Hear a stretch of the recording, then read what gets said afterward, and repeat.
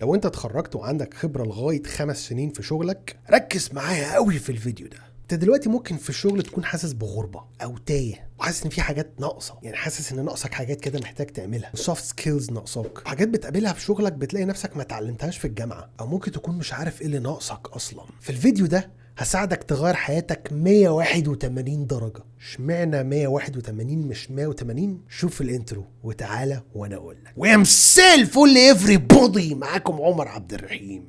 اهلا وسهلا بيكم يا شباب في فيديو جديد. النهارده معانا موضوع هو مشكلة وكلنا بنلمسها في كل حته بما فيهم انت اللي بتتفرج. السوفت سكيلز او المهارات الشخصيه هي حاجه اساسيه، مش حاجه جانبيه ولا ثانويه. عن طريق سوفت سكيلز كويسه هتقدر انك تتواصل مع الناس وتقدر انك تتلائم مع اي تغيرات في مسارك الوظيفي، وكمان هتساعدك انك يبقى عندك خبره كبيره جدا في وقت قصير، وهتكون محبوب جدا من اللي حواليك. عارف انت لما تلاقي حد كده الشركه كلها بتحبه وهو طريقته لطيفه جدا مع الناس كلها، كوميونيكيتور كويس كده وشخص بيعرف يتواصل كويس، هو ده اللي بيبقى عنده سوفت سكيلز عاليه. الناس اللي اتخرجت ودلوقتي عندهم خبرة، يعني بدأوا يشتغلوا وعندهم خبرة من أول ما بدأوا خالص لغاية 5 سنين، عندهم احتياج كبير لمحاور عدة أو محاور كتيرة في السوفت سكيلز. أول ما الناس بيبتدوا يشتغلوا في أي شركة بيحسوا إن هم في بيئة جديدة عليهم، بيحسوا بالغربة شوية، فطبعا ده ليه عواقب مش لطيفة سواء عليهم أو على الشركة أو على حتى اللي شغالين حواليهم. زي مثلا التعامل بينهم وبين زمايلهم في الشغل مش بيبقى في أفضل شكل. بيحس برضو إن كتابة الإيميل بالنسبة له في أشياء ناقصة كتير محتاج إن هو يتعلمها. بيبقى عنده مشكلة إن هو يحل مشاكل بتقابله، يعني لو قابلهم مشكله في الشغل نفسه بيحس ان هو عنده بطء شويه في حل المشكله، يبقى عنده مشكله في تفكير في الحل نفسه مش في المشكله بحد ذاتها. وكمان من اكبر المشاكل اللي بتواجههم هي مواكبه العالم اللي كله بقى ديجيتال، فحرفيا الناس دي كلها بتحس انها تايهه كده شويه في بدايه مسارها الوظيفي. دي المشاكل اللي بتواجهك لو انت شخص لسه بادئ مسارك الوظيفي. النهارده بقى انا جاي اكلمك عن حل، وكمان مجاني، يعني انت مش هتحتاج تتكلف اي حاجه. ماكنزي فورورد بروجرام ده برنامج مقدم من شركه ماكنزي اند كومباني، ودي من اشهر الشركات العالميه المتخصصه في الاستشارات الاداريه. البرنامج ده اسمه فورورد،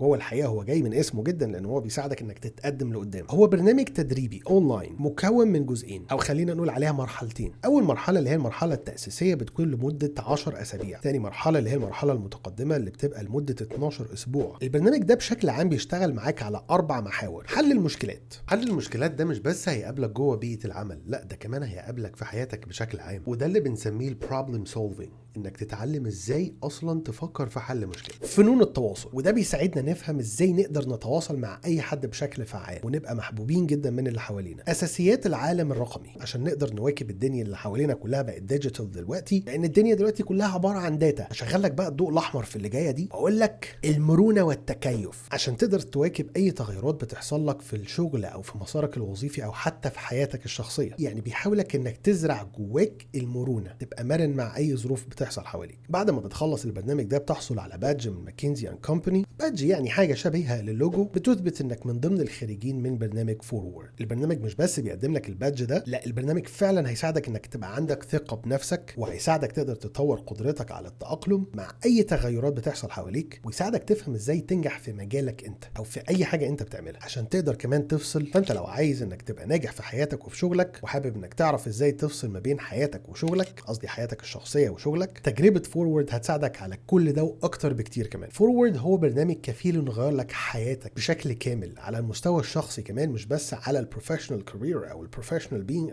او كينونتك الوظيفيه. البرنامج ساعد ناس كتيره جدا انها تتغير للاحسن وفعلا اثر عليهم بشكل ايجابي. لو حابب حياتك تتغير زي الناس دي كلها، انصحك جدا انك تلتحق ببرنامج فورورد، واللي هتلاقي اللينكس والروابط بتاعته الخاصه موجوده في الديسكربشن بتاع الفيديو. وبفكرك ان هو برنامج مجاني، انت فعلا مش خسران اي حاجه طالما انت انسان خريج وابتديت تشتغل وعندك خبره من اول ما بدات من اول شهر لغايه 5 سنين. تقدر انك تلتحق بالبرنامج ده مجانا. ادخل اعرف تفاصيل اكتر عن طريق الرابط اللي موجود في الفيديو واعمل تغيير كبير في حياتك. يبقى سيب لي رايك في كومنت. يا رب تكونوا استفدتوا النهارده شويه. ثانك يو سو ماتش فور واتشنج. اشوفك ان شاء الله الفيديو الجاي.